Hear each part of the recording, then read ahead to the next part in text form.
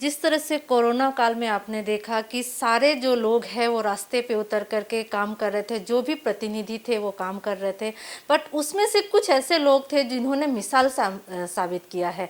इसी में से एंटोफिल के 179 के जो नगर सेवक है सूफियान भाई बानो, उन्होंने जिस तरह से काम किया, अगर हम उनसे मीडिया से अगर हम बात करते थे कि भाई हमें आपका इंटरव्यू लेना, कुछ लेना, तो उन्होंने साफ मना कर देते थे। उनका साफ कहना था कि हम जो है वो सेवा कर रहे हैं, हमें कोई पॉपुलैरिटी नहीं चाहिए। आज अचानक से वो मेरे साथ मिल गए हैं, हम उनसे बात करना चाहेंगे। सर, क्या रहा मेरे जिस तरह से ये 4 महीना जैसे आपने ऑब्वियसली ग्राउंड लेवल तक जा कर के काम किए हैं, और लोगों जहाँ तक नहीं पहुँचना चाहिए था वहाँ पर भी आप खुद खड़े होकर के लोगों को हेल्प किए हैं। ये 4 महीना मैं जहाँ तक कहूँगा कि मेरी ज़िंदगी का एक दर्दनाक और खौफनाक दिन थे जो मैंने अपनी आँखों से देखा। ऐसी सिचुएशन थी कि मैंने कहीं पढ़ा था कि भाई ऐसा कलयुग आएगा कि बाप बेटे को नहीं पहचानेगा, बेटा बाप को नहीं पहचानेगा। मैंने हकीकत में ये सिचुएशन इन 4 महीनों में देखी। मैं आपको क्या कहूँ, मतलब मैं जब भी उस वाक़े को सोचता हूँ मेरे मतलब रोंगटे खड़े हो जाते हैं कि एक बंदे के पिताजी का देहांत होता है, इंतकाल होता है, और वो उसकी मैयत कोरोना की मैयत होती है और वो बॉडी लाई जाती है कब्रिस्तान में। तो शुरू में तो कोई कब्रिस्तान में कोरोना की मैयत लेने को तैयार नहीं था, लेकिन मैं अपनी टीम को शाबाशी देना चाहूँगा। अपनी टीम पर मुझे गर्व है, फ़ख्र है कि हमारी टीम ने अनाज बांटने से लेके, खाना बांटने से लेके, मेडिकल कैंप करने से लेके मतलब यहाँ तक के कब्रें तक खोदने का काम किया है, वो भी कोरोना की मैयत। तो मैंने एक वाक़या मैं आपसे बता रहा हूँ। तो एक बंदे की बॉडी आई और उसको, उसके बच्चे को मैंने पीपी किट दिया, भाई पहनो, आपके पिताजी की बॉडी है, दफनाने का, हम साथ में हैं, आप भी साथ में चलो। उसने पीपी किट मेरे हाथ में से फेंक दी।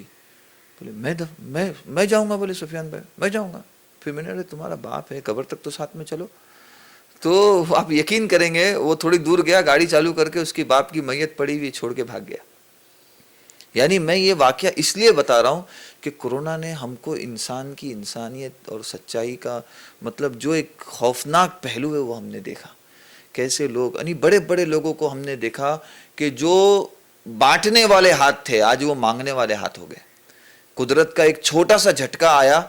जो अपनी बड़ी बड़ी हेकड़ में रहते थे, हम तो ये हैं, हम तो वो हैं, हम तो फला हैं, ऐसा है वैसा है, जिनके दरवाज़ों पे लाइन लगी रहती थी, आज वो खुद किसी के यहाँ पे लाइन में खड़े थे। ये हमको बहुत बड़ा सबक सिखा कर जा रहा है कि इंसान को कभी अपनी असलियत भूलनी नहीं चाहिए, ज़मीन के साथ जुड़े रहना चाहिए, दूसरों के साथ में। इंसान उस वक्त इंसान है जब वो इंसान के लिए जिए।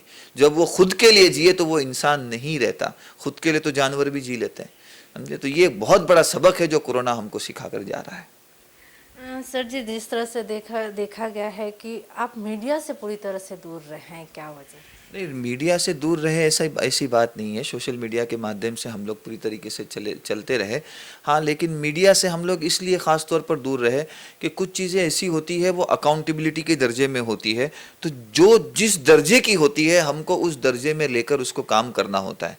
हम अगर किसी की मदद कर रहे हैं और उस मदद करने में हम 2-3 चैनल को साथ में लें, फोटोग्राफर साथ में लें और पूरा, तो वो मदद का जो असल मकसद है वो कहीं ना कहीं खो जाता है, ख़त्म हो जाता है।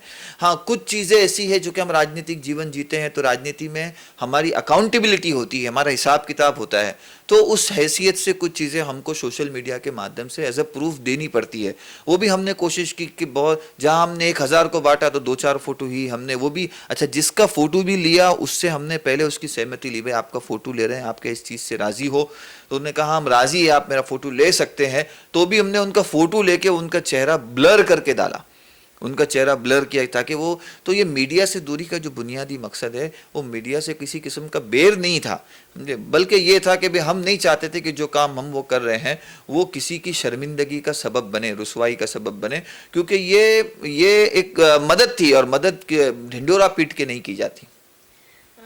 देखा जाता है कि जिस तरह से बाकी नेता है, बहुत लोग हैं जो कि फील्ड पे नहीं आ रहे थे लेकिन फिर भी उनकी सोशल मीडिया पे बहुत एक्टिव थे, उनके लिए क्या कहना? मैं बाकियों के लिए तो कुछ नहीं कहूँगा। देखिए, जहाँ तक है मैं अपने काम का जवाबदार हूँ, अपने काम का जिम्मेदार हूँ। हर एक अपने काम का अपनी जवाबदारी का जो है वो जिम्मेदार है। जहाँ तक काम का ताल्लुक है, मैं समझता हूँ इंसान को इंसानियत का जब तक दर्द नहीं होगा तब तक मैं समझता हूँ कि वो आप कितने भी, अब आप नेता हो ही नहीं सकते। नेता उसको कहते हैं जो दूसरों के लिए जिए, नेता उसको नहीं कहते जो खुद के लिए जिए। बहुत अफसोस होता है, मैंने कई मरतबा इस मैं नाम नहीं लेना चाहता, लेकिन मैंने भी बाज़ मरतबा जब हमारे दरवाजे पे कोई आता है तो हम ये देखते हैं कि इसका काम या तो हमारे से हो जाए, या हमसे नहीं हो सकता तो हम कहीं से करवा सकते हैं, चाहे लेटर दे के, चाहे फ़ोन करा के, चाहे किसी से बात करा के, तो हम करवाने की कोशिश करते हैं। लेकिन पता नहीं ऐसा वातावरण था, ऐसे खौफ का, डर का माहौल था कि अच्छे अच्छों को देखा फ़ोन बंद करके बैठे थे।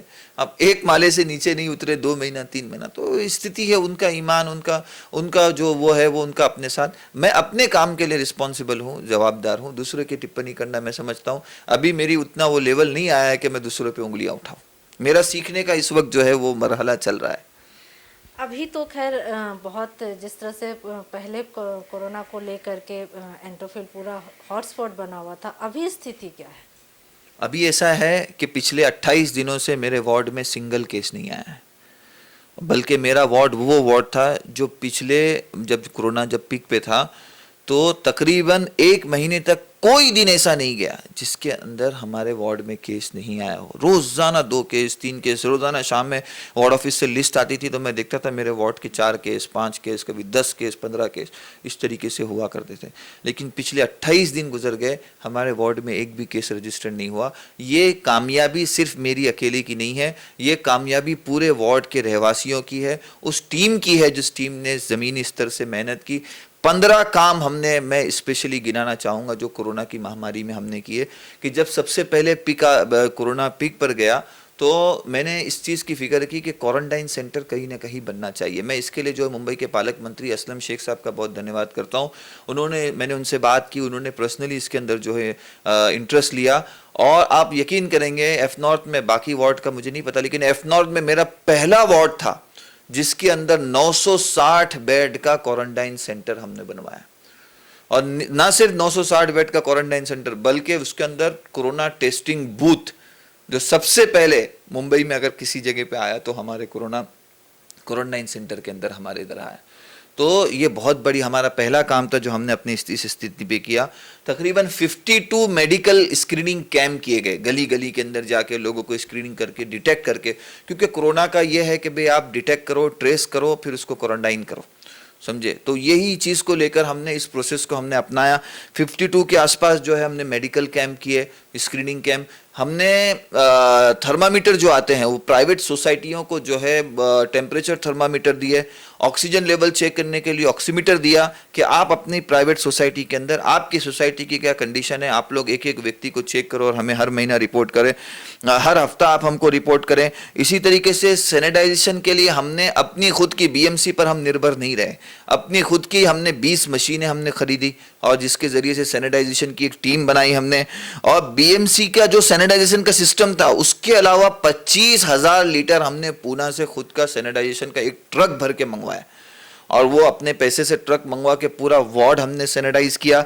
इसके अलावा हमने जो वो एक 20 आदमियों की टीम बनाई, जिसके ज़रिए से हम पूरे वार्ड को हमने जोन वाइज तकसीम करके हर जोन के अंदर सैनिटाइजेशन का प्रोग्राम किस तरीके से हर वीक में हो, उसके लिए हमने कोशिश की। मैं इसके लिए धन्यवाद देना चाहूँगा मुंबई फायर ब्रिगेड का, उनका बड़ा सहयोग मिला हमको, बीएमसी अधिकारियों की तरफ से जो है काफ़ी सहयोग मिला। और मुझे लोग पूछते हैं कि स्लम के अंदर आपने कोरोना कैसे काबू में किया, तो एक बहुत बड़ा टास्क था। तो मैंने स्लम के अंदर जो सबसे पहले जो चीज़ आइडेंटिफाई की वो इस तरीके से की, स्लम में जो स्प्रेड होता है कोरोना, वो सार्वजनिक शौचालय से होता है।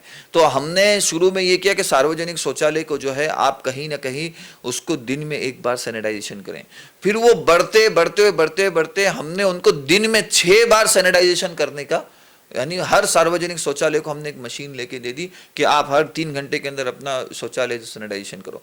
तो स्लम के अंदर जो है कोरोना काबू में करने के लिए हमारा सबसे बड़ी जो टेक्निक जो हमको काम आई वो इसी चीज़ को, कि हमने जब उसके ऊपर जब धावा बोला सार्वजनिक शौचालय के ऊपर, तो कहीं ना कहीं कोरोना पेशेंट काबू में आने हमारे पास में बहुत शुरू हो गए और तकरीबन जो है 5 लाख से अधिक फूड पैकेट्स तकसीम किए।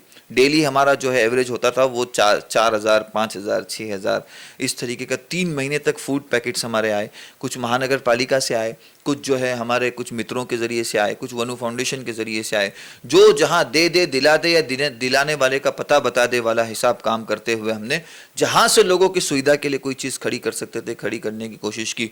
रमज़ान का पाक महीना उसके अंदर आया। पूरे रमज़ान में डेली 5,000 आदमी की इफ्तारी का बंदोबस्त, रोज़ाना 30 दिन 5,000 बंदों की इफ्तारी का बंदोबस्त किया गया। मुझे हमारे वार्ड ऑफिसर ने बुलाया, बोले कि मनु जी रमज़ान का महीना आ रहा है, क्वारंटाइन सेंटर है हमारे आसपास में, 6 क्वारंटाइन सेंटर है, उसमें काफ़ी मुस्लिम हमारे भाई बहन हैं, लेकिन रात में 3 बजे हमको सर्विस देना सहरी के लिए दिक्कत होगी, तो हम रात में 3 बजे सहरी की सर्विस नहीं दे सकते, आप इसके बारे में कुछ सोचें। हमारी टीम ने रिस्पॉन्सिबिलिटी ली और कहा जितने क्वारंटाइन सेंटर एफ नॉर्थ के हैं उसमें पूरे रमज़ान के महीना रात में 3 बजे आपको सहरी जो है हम लोग पहुंचाएंगे। वनु फाउंडेशन की टीम ने पूरा महीना जितने क्वारंटाइन सेंटर है सब जगह रात में 3 बजे जो है उठ के गाड़ियों में बैठ के क्वारंटाइन सेंटर में जाके सहरी पहुंचाई। इसके अलावा तकरीबन हमने राशन, जो कच्चा राशन, तकरीबन हमारे पास में अभी लिस्ट है 7,380। हमारा टारगेट था 5,000 घरों तक हमको राशन पहुंचाना था, लेकिन अभी हम 7,000 मतलब 5,000 क्रॉस करके 7,380 लोगों तक के घरों तक हमने राशन किट्स पहुंचाई। इसके अलावा एक बड़ा विषय इसके अंदर जो आया था माइग्रेंट लेबर का, मुंबई पुलिस की पूरी सहायता के साथ, वडाला पुलिस स्टेशन की सहायता के साथ पूरी टीम ने काम किया। मेडिकल सर्वे से लेके, मेडिकल एग्जामिनेशन से लेके, उनकी मतलब उनको ट्रेन में बिठाने तक हर चीज, क्योंकि पुलिस वाले भी बड़े घबराए हुए थे और उस स्थिति ऐसी थी कि वडाला पुलिस स्टेशन में एक दिन में 9 कोरोना पॉजिटिव आए थे। मुझे डीसीपी ने बुला के कहा इस सूरत में ट्रेन जाएगी कि जब आप पूरी जिम्मेदारी लोगे। हमारे पास पुलिस के कर्मचारी बिल्कुल भी नहीं है वडाला पुलिस स्टेशन में। हमारी पूरी टीम ने जिम्मेदारी ली और पुलिस की मदद से हमने पूरी एक ट्रेन, वो भी बिल्कुल मुफ्त, वेस्ट बंगाल के लिए भेजी। एक पूरी ट्रेन हमने मालदा के लिए भेजी। ये वो काम है। अच्छा, इसमें एक मैंने जब कोशिश की कि बहुत सारे लोगों को एम्बुलेंस की प्रॉब्लम हो रही है, बहुत सारे लोगों को हॉस्पिटल में एडमिट होने की प्रॉब्लम हो रही है, तो 15वां हमारा एक बड़ा काम था, वो ये था कि हमने वार्ड ऑफिस के अंदर, एफ नॉर्थ वार्ड ऑफिस में वार्ड 179 के लिए स्पेशल डेस्क बनाया जिसमें 2 डॉक्टर बैठते थे। एक डॉक्टर एम्बुलेंस, किसी को अवेलेबल चाहिए तो एम्बुलेंस के लिए, किसी को एडमिशन करना है हॉस्पिटल के अंदर, बेड नहीं मिल रहा है, तो स्पेशल 24 आवर्स की ड्यूटी पर 2 डॉक्टर्स वहां पे बैठ के ड्यूटी दे रहे थे और स्पेशल डेस्क वार्ड 179 के लिए बनाया गया। ये 15 काम थे जो हमने बड़ी मजबूती के साथ पिछले 3 महीनों में किए। ये थे सुफियान बन्नो जी, जिनका साफ कहना था कि हमें जो है पॉपुलैरिटी नहीं चाहिए, हमने इस कोरोना काल में जो है एक समाज सेवा किया है और वाकई इन्होंने जो काम किया है उसकी कोई तारीफ नहीं कर सकता कोई। उनके लिए कोई, मेरे लिए तो ऑब्वियसली कोई वर्ड्स नहीं है, क्योंकि इन्होंने जिस तरह से अगर आप धारावी की अगर आप बात करें तो धारावी में की अपेक्षा अगर आप एंटोफिल में देखेंगे तो एंटोफिल की जो स्लम्स है वो बहुत छोटे छोटे गलियां है जहां से निकलना का अगर आप देखें तो मुश्किल होती है, और उस स्लम्स एरिया को हैंडल करना वाकई एक मतलब इसके लिए कोई वर्ड्स नहीं है अगर आप ये कर सकते हैं। कैमरामैन इकबाल के साथ संध्या श्रीवास्तव, ग्लोबल चक्र न्यूज़, मुंबई।